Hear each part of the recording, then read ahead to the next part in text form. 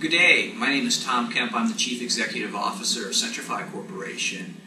Welcome to the Centrify News Network. I don't know what they call it, but we'll just call it that. Centrify videocast here, and I'm joined with Paul Moore, our CTO. How you doing, Paul? Good. Good morning. Good. So what we're going to talk about today is the Centrify Architecture. And before we do that, Paul, why don't you just, because you're going to be doing most of the speaking, why don't you just give yourself a brief introduction to the folks watching? So, I'm the CTO of Centrify. I was one of the founders of the company. I, prior to that, worked in various startup companies. And before that, the most relevant piece of experience, I was a program manager for Microsoft in the Windows 2000 development team. And then before that, I was involved in the development of various distributed systems on UNIX and mainframes and so on. Okay, great. So why don't we, just at a high level, for people that may not be familiar with Centrify Direct Control, why don't you tell the folks what Centrify Direct Control does? So Direct Control is a product that it's really actually very simple. It allows you to take a non-Windows system and join it to an Active Directory domain, just like a Windows machine. And you therefore get all the benefits of being a member of the domain. Centralized password management, centralized account database, group policy management, the configuration of the systems, centralized tracking of logons and logoffs, and so on. Many, many benefits that come from being a member of the domain that up until now have just been available only to Windows systems. Gotcha. So what would, before we drill down into architecture, just a couple more high-level questions. So what are people doing today if they're not using the Centrify Direct Control product? Typically, their Unix environments, which is what we're talking about, are it's a real Wild West. It varies from being complete chaos based around etc password files. Each system almost manages an independent little fiefdom. Okay. But then some people have Nss servers and maybe some LDAP servers, but those Nss servers, Sun is kind of end-of-lifing that product. It's really recognized as not being very secure. And it's not centralized again. Even if you have everything reasonably well centralized in the Unix world, it's not synchronized and centralized with all your Active Directory accounts. People are trying to solve that problem themselves with some open source solutions, which I think is going to be, that's a very complicated session in its own right, so we maybe should have a separate session. Okay, I think that's a good idea. So now, before you start doing the chalk talk on the architecture and how the product works, but there's a key concept called zones that Centrify offers. Right. And so I think it may be good to kind of set the stage by explaining what zones are and what they do and the benefits of them. Right. I mean, zones is a way of dividing the computer space up. I mean, it's very unusual that all computers, especially Unix systems, which typically tend to be server-oriented or very specialized users using them, that you want a given user to be able to use equally all of those systems. That would be very unusual. Okay. Whereas sometimes in a desktop Windows machines, pretty much you're allowed to use any of those machines. So we have the zone capability, which allows you to divide your systems up into blocks, which we call zones, and say these users can use those machines, but not those machines. It also enables us to delegate the management of those computers by saying this administrator is responsible for controlling who has access to these machines, but again, they don't have the rights to control who has access to another set of machines. And then finally, a feature which is especially useful in a migration environment, which of course most of these are, is that we allow an Active Directory user account to have multiple Unix profiles. And therefore, this means you don't have to rationalize all the UIDs and GIDs you have everywhere. When a user signs onto a given Unix machine, we know which UID and GID to give them. And that's all based around the same technology. Okay, great. So why don't you, now that we got a good feel for at a high level what Centrify Direct Control does, the value it provides, and some of the secret sauce that we have in the form of zones, why don't you show the folks from an architectural perspective how the product actually works. So feel free to go ahead and whiteboard this as well. So what I'm going to talk about is what's actually the software that gets installed on one machine, on the Unix machine. We have a small component that gets installed on the Windows side too, but I really won't look at that very much. Okay. So if we look at it, pretty much all of the Unix systems are the same. I mean, we support a large number, but architecturally it's the same on all of them. Okay. So this is just going to be a typical machine. Okay. So on the machine, the main component we have is a daemon that's running all the time, which is called AD client. And this is the piece of software which is responsible for all communications with Active Directory. So it actually communicates off to AD. This is AD here. It communicates to AD using Kerberos and LDAP.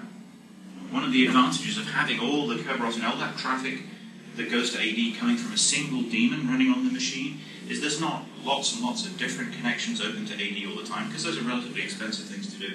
By having them all come from a central daemon, we only have to keep a limited number of connections open to Active Directory. That's very important to make sure we don't overload AD with connections. The second point is, because we again use a centralized daemon, that if one piece of software, and I'll show you how all the other pieces of software on the Unix box would communicate with it, if a given piece of software on the machine asks for information about a user, and then immediately another piece asks, because we have it centralized, we don't have to go and get the same information. We can store it in a cache loop. Okay. So the two main components we have for doing classic Unix level authentication are we have a PAM module, and PAM is Unix's pluggable authentication module. That's what the name stands for. And that basically deals with authentication of users. It's a standard Unix concept for dealing with authentication and authorization of users. Is this user allowed to log in? Must they change their password? Is their user and password correct? And so on. So when a user signs in, typically they're going to come through the PAM module.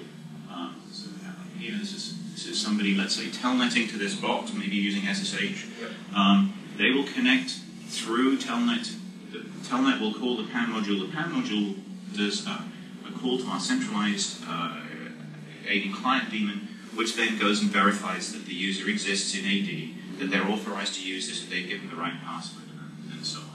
So that's one of the main building blocks. And so that's a piece of component that we provide. That's a piece of component we provide, yes. The overall PAM infrastructure is a standard piece of Unix infrastructure, and it's pluggable. The name is pluggable authentication module. And so we provide a piece of software which plugs into the PAM stack to authenticate users. The other module we have, which works very similarly, is a thing called Nss Module. Same idea. It's Nss is a pluggable name service switch. This stands for. And when the Unix system wants to look somebody up, so for example, it needs to know the name of somebody when it sees their particular UID. Their UID is 345. It needs to know the name of that. It will call the Nss module to find out that information. And again, our Nss module, which plugs into a standard pluggability space in Unix, will issue an internal request to our AD client daemon. The AD client daemon will initiate a request to AD and return the answer back to it. Okay. Now, I mentioned that we have a cache, so to improve the performance of things. In fact, we have basically two types of caching going on. So the first cache we have is purely a data cache, and that is just for performance purposes. It doesn't actually, you could completely remove it if you wanted to. It just means that we don't have to keep on reissuing the same requests over and over again. Because certainly the Unix box is very, very frequently asking, what's the name of this user who's got a number of 1, 2, 3, and the reverse translation. I've got a user called Joe, what is his UID? Those requests are coming in extremely frequently, so having to do that on the network every time would be very inefficient. So we do have a cache which stores all of that information, and information like what groups the user is a member of, the profiles of the user, and so on. This cache is built incrementally on demand. I mean, we don't go and suck all of Active Directory onto our cache when we start up, but as we query data, we store it away in our cache. And that is, every now and then we will go and refresh the information that we've got. Can you control the size and how frequently this cache? Yes, you can definitely control the frequency of how often we refresh it, and we refresh it very efficiently. We don't just go and reread all the data.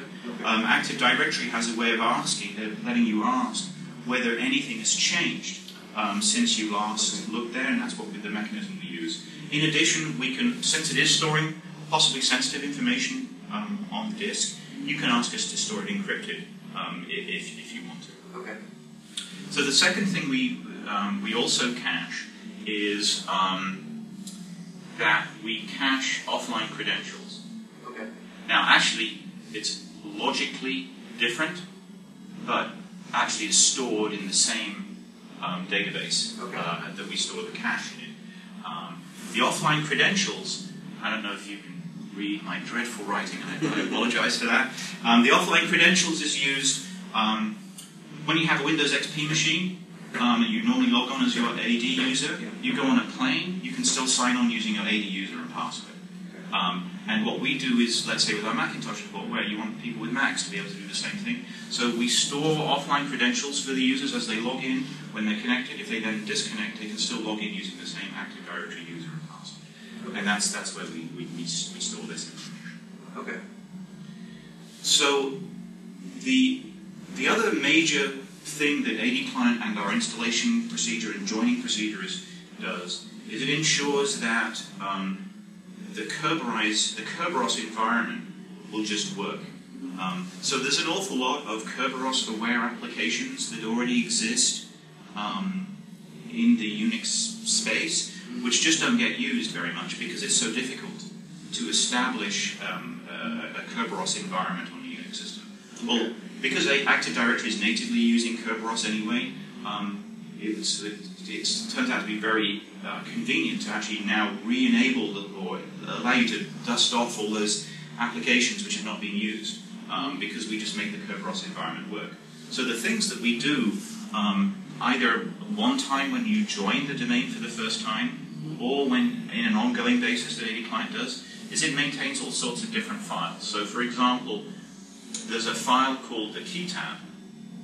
The key tab is the information about the shared secret between the Unix machine and Active Directory, so that when another computer, a user on another computer tries to connect here, it will send Kerberos tickets over that are encrypted using the machine's secret, and the key tab stores that secret. So we create that automatically when you join, and we maintain that on an ongoing basis. By default, we change it once a week to make sure that the machine shared secret is always kept. Is that configurable? Yeah. The default is a week, but you can change it. You can tell us to never do it. You can tell us to do it once a day, or how often you like. Actually, typically getting the key tab, getting a machine principal in AD, and getting a key tab on your machine is usually one of the big stumbling blocks of people trying to implement their own Kerberos infrastructure. Because there's a lot of manual steps normally involved in creating. We just, as part of our join process, we just automatically create one. Okay. The second thing we create to do with Kerberized environment is there is a kerb5.conf file, which is a configuration file for Kerberos explaining to Kerberos where all the domain controllers are, what the names of the domains are, how to talk to them, and so on. Now actually our software, although it's Kerberos, doesn't use this file. We use other mechanisms for locating the domain controllers, but open source applications, legacy applications which are written using Kerberos need that file to exist. So we create that when we first join the machine. But one of the things we also do is AD Client, as one of its kind of background housekeeping tasks, will look at the topology of the Active Directory forest to see if anybody added or removed any domain controllers. And we will update the Kerberos configuration file to see if any new domains or new domain controllers were added to the environment. Is that called site aware? Is that the same? That's almost. There's another part of it which is the site awareness. It's a great prompt on your part to remind me of that. So Active Directory has this idea of sites. Sites says that in theory all domain controllers are equal for a given domain.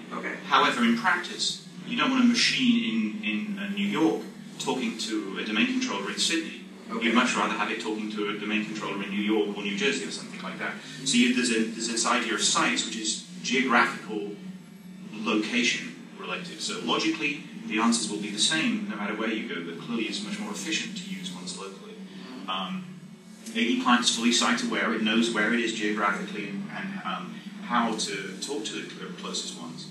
But again, for the legacy applications, it wants to ensure that they behave the same way too. Okay. So in the Kerberos configuration file, what we do is we insert the domain controllers in preferred order. So the ones at the top of the list are the ones closest, and the ones at the bottom of the list are further away, so that the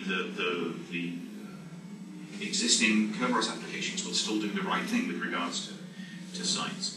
And the third thing we do is we automatically generate and maintain a user's cache file. I'm going to call it curve5.cache. I mean, that's not actually the names. The names vary depending on the user and so on. Okay.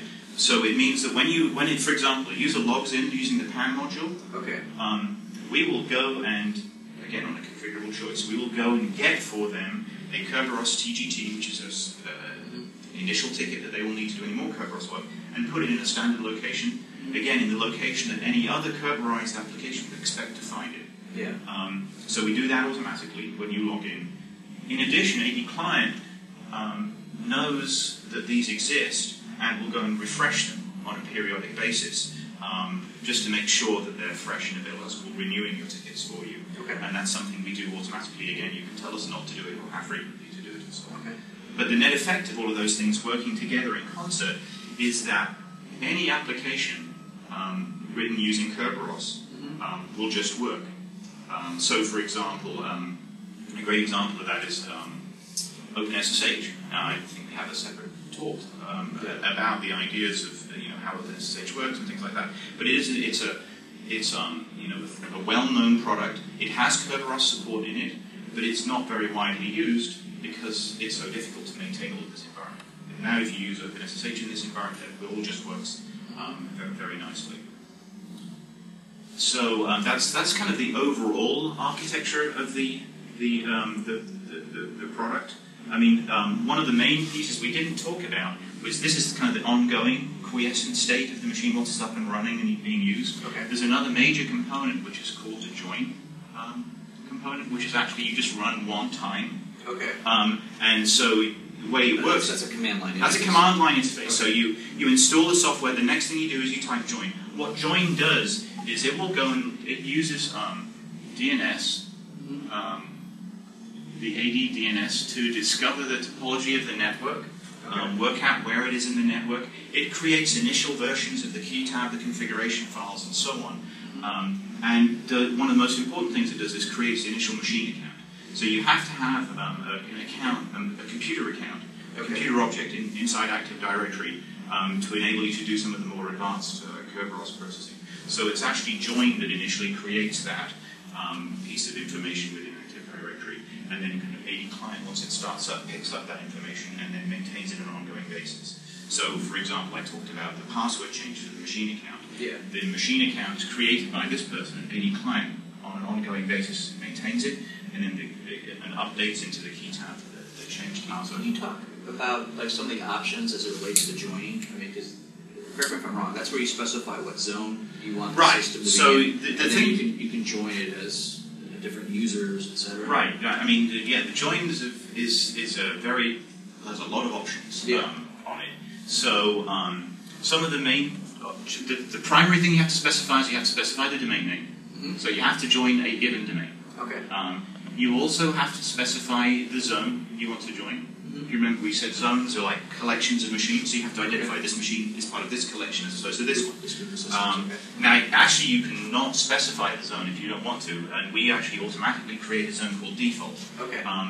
Just because for maybe small organizations, they do want all of those machines to be used, so you don't have to use zones at all if you want to. Mm-hmm. The user interface will automatically work with a zone called default. The runtime code automatically works with one called default, unless you tell it otherwise.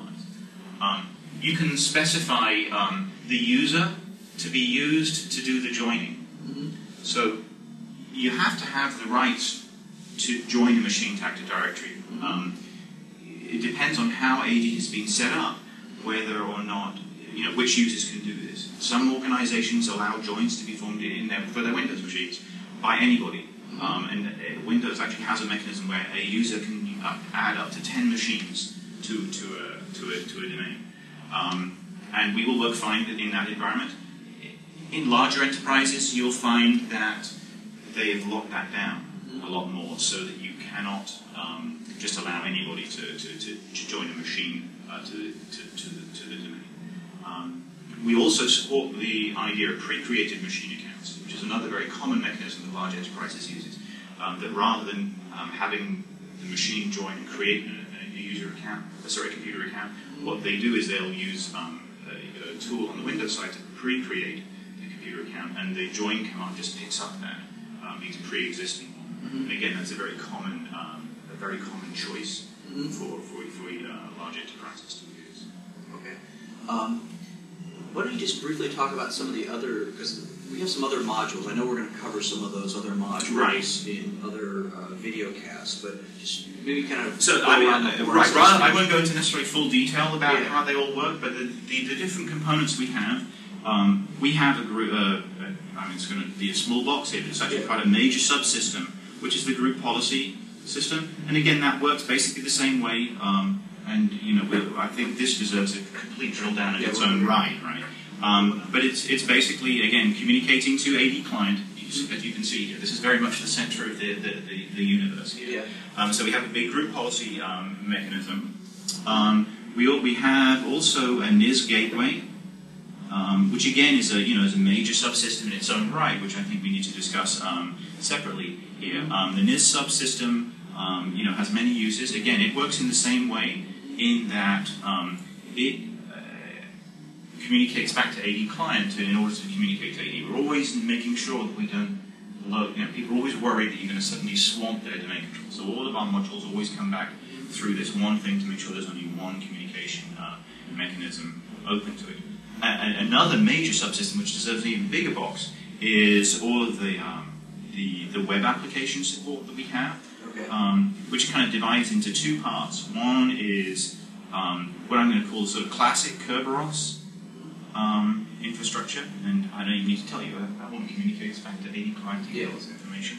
There's a kind of common thread running here. Exactly. And then the other one is Microsoft's ADFS infrastructure, which is all SAML based. So it's presented the same way programmatically to the application developers, but internally it's implemented quite differently. So in fact, this component doesn't use all of this plumbing. It uses some pieces of it, but not all of it. So each one of those is a major subsystem in its own right. So why don't we have a separate video cast on those three? Okay. And isn't there's Samba as well? Because we actually have a plug into Samba, which is a good point. I forgot about that. Yeah, there's a lot of building blocks, and I'm running out of space here. In fact, so Samba, well-known file server technology within the open source environment.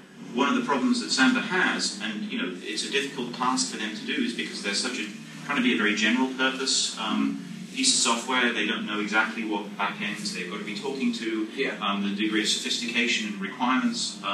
But what we do is, so we have here is Samba here. So as I said, Samba is a file server. Underneath, one of the things they have is a plugin that they call ID map, ID mapping. And one of the main tasks that Samba has, remember we talked about converting a username to a number and a number to a username. Well, they have the same issue. Windows has the same thing. Windows actually doesn't store your name on files and requests to send over the network. It stores a number for you, called SID. And Samba is always trying to now convert Windows numbers to Unix numbers and backwards and forwards. Because on the local machine, the files are stored using the Unix numbers, but the requests that are coming to it have got Windows numbers. Samba has a mechanism for doing that itself. Its default behavior is okay for a small work group, but it doesn't really scale up on a large enterprise basis. And especially if you've got people logging onto the machine themselves and also using Samba to access files on that machine. It really doesn't scale very well. And so what we do in our ID mapper backend, because we know the relationship between the Unix users and the Windows users, this mapper plugin again communicates to our AD client to provide the translation services for it. And one of the nice things about it, because we talked about zoning, the ID mapper itself is zone aware. which means it knows what zone this machine is in, and that means you get the correct UID translation happening for a given machine, A, and B. You now have centralized management of who can access things, now controls centrally who has access to your Sambo shares as well, which is a very nice centralized management feature. So it seems the architecture, as you said, everything flows through the AD client, it talks Kerberos, LDAP, etc., and then what the Centrify Direct Control product delivers is a bunch of modules on top of the AD client, which customers, based on what they want to do, be it Nss Gateway, if they want to plug in Apache or JBoss via Kerberos or ADFS, group policy, etc., or Samba. So we have kind of this pluggable architecture. So now, let's actually walk people through how they would actually install this on a Unix system. I mean, just what's the process? Well, actually, the installation is really simple. Okay. In fact, in some cases, it's almost disappointingly simple because people don't realize the amount of complexity that's going on. So basically, it does all this behind the scenes. So, well, I'll show you. In fact, we did. This is one of the common demonstrations. Like you can see it on our website. Right? Okay. Basically, you do two things. You say, let's say it's a Linux box. So all our software is packaged as the native platform packages. So on Sun, it's a package add thing. On Linux, it's packaged as an RPM. So you type RPM-I and then the name of the thing, and it just munges away for a minute, installing away. Okay. And then you type AD join, which is that join command. Which is the join command. Yeah. And you specify, my.com, the domain name. Yep. It'll ask you for a password, and you're done. Okay. So there's a lot of heavy lifting goes on behind the scenes there. But we do all of this for you automatically. Is one of the things it does includes the time synchronization? Sure. Okay. Yeah. I mean, actually, that's a great point. That the Kerberos is a protocol that depends on synchronized clocks for authentication purposes. In fact, it might be interesting to actually walk through the flow under the hood of how the authentication of a user actually works. There's some quite interesting things in there. Okay. If we have time, I can go through that. But yes, the base authentication of users is based on comparing timestamps, and so your clocks have to be, by default, within 5 minutes of each other. Okay. And so because of that very reason, and also for other reasons, all domain controllers are what are called NTP, Network Time Protocol servers, and the AD client is an NTP client. So it will, when it's talking to a domain controller, you can tell it's not to, but by default, we will use the clock on AD to micromanage the clock on the Unix machine to make sure it's within that 5-minute boundary for you. Okay, so basically you install it right there, and it joins the system to the Active Directory domain. Mm-hmm. Okay, why don't we just briefly, from architectural perspective, talk about what we actually have to install on the AD side, just at a high level.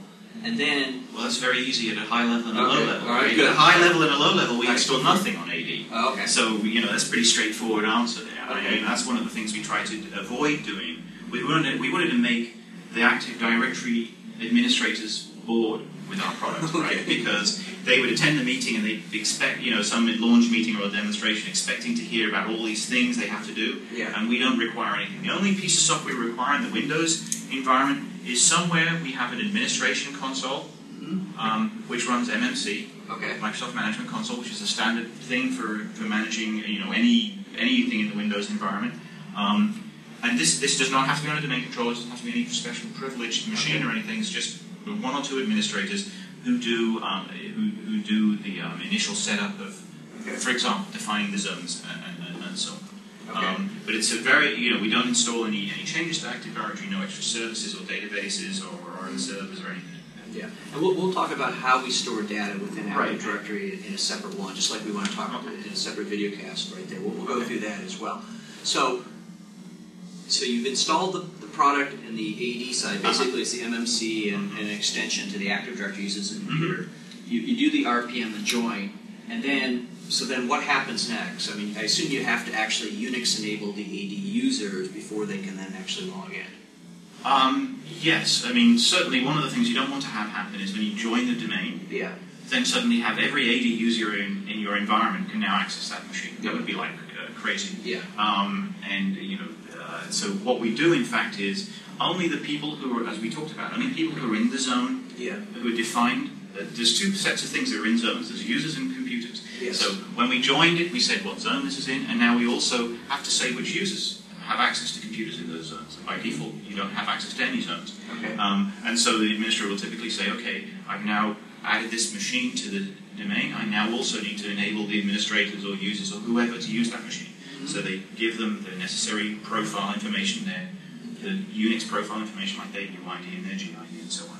And then they can now use that. And we provide a set of migration tools, because, correct me if I'm wrong, we provide a set of migration tools that you can actually import that data in. That's true. Okay. That's true. So once the person's been Unix enabled, they log in, and kind of just, so let's kind of walk through the whole login. So yeah, I think it's interesting to actually kind of see all the different wheels and cogs turning to see how it actually works, because there's some interesting bits of technology going on there that some work that some people don't realize. Some of the weaknesses in using Kerberos and things that maybe they've done. So I'm just going to make myself a little space here.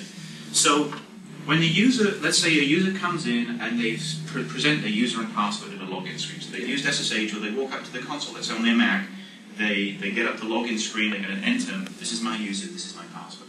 So what happens first of all is AD client needs to locate the domain controllers. Well, it already knows all of that information. Okay. And so what AD client does is it issues a request to the domain controller saying, I would like what's called a TGT. Okay. Now, TGT stands for Ticket Granting Ticket, Okay. and this is the initial interaction that a user will do with a Kerberos domain controller to say, I would like to start working with you.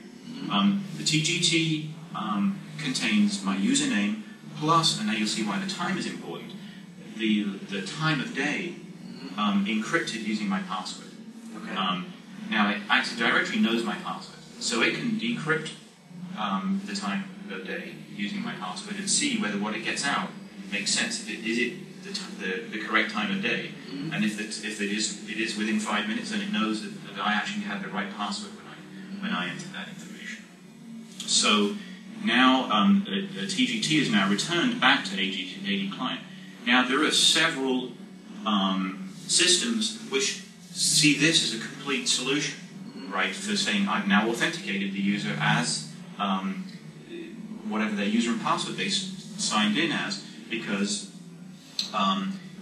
I sent over a user name, I sent over the encrypted data associated with it, and the domain controller came back and said, yes, it's good. And so now, in theory, you could say this user can now log in. However, there's a major security hole here. Because of the nature of this traffic, it's possible that somebody could have put a spoof domain controller on the network, which looks like an AD domain controller, but actually isn't. And all it does is when you send it a TGT, it'll kind of grab the request as it comes over the network, and it will say, yes, that's the correct password, without even checking it, right? And if I, as the attacker here, had set up this fake domain controller, I could log in with any user and password onto the machine. So that's a pretty major security hole, and there are products out there which actually work in that way. So what we do, and this is a reasonably well-known defense against it, but it does require the more sophisticated user account, machine account having been created and so on. We then take that ticket, and now we ask for what's called a session ticket. And the session ticket actually for ourselves. So we request on behalf of the user who's logging in a service ticket or a session ticket to use us. Okay? And then the domain controller will then return back to us a session ticket for ourselves. The point about it is the session ticket that comes back is encrypted using AD client's password, which is stored in our key tab, and only that's a shared secret between the real domain controllers and us. So if we can read the response to that, we know that is a valid ticket we got. So this is a very important interaction to make to be spoof proof. So then the things that happen after that, there's a lot more detail we can obviously go into in Kerberos. Read RFC 1510 if you want to know more details about it. Basically, one of the things we do now is this is a very important piece of data. This is what actually gets stored in the cache file. Because we can use this then to go and access any other Kerberized services. So for example, having logged in, if I say SSH to another machine, the SSH client will use this TGT that gets stored in here to actually request session ticket, but for another machine, and that was what will get passed over to it.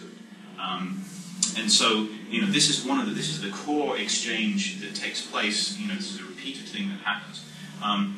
Also, while this is happening, AD is doing an awful lot of things in the background. So, for example, every time this is an authentication login as far as it's concerned, it's storing in its central event logs the fact that this user was authenticated as that person. It's verifying that their account is still active, that their password hasn't expired, and all sorts of really interesting value add comes from there compared to, for example, using an Etsy password file. Okay.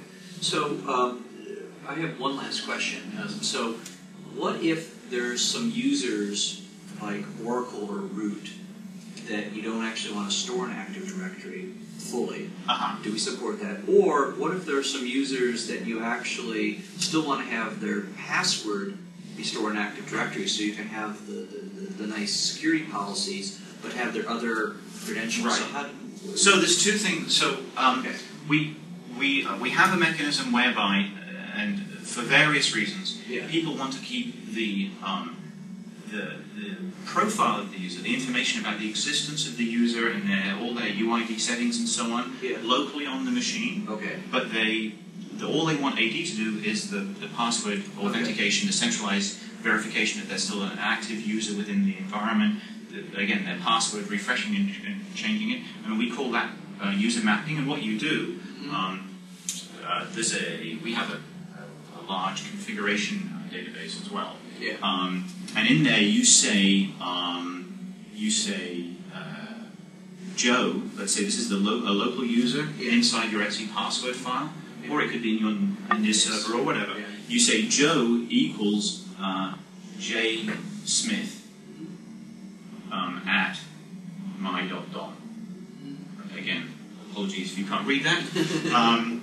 And what that says is that when somebody logs in and they type the word Joe in to log in, to authenticate, we actually know to go and authenticate them against this account in Active Directory. But once the authentication has happened, everything else is handed over to the normal Etsy password management for terms of things like group membership and knowing their UIDs and shells and home directories. So you can have full centralization of the users, or you can kind of have partial centralization of their passwords. So we give you or in some cases, if you kind of mix of both. You mix of both. So you can have some users that are Active Directory Unix users, or users that are in AD that are Unix enabled, that everything goes through Active Directory, but there's some users that just still use. Well, the classic one is root. Right. You have to have a root account on the machine. Right? Most applications get very upset if there's a root in the Etsy password file.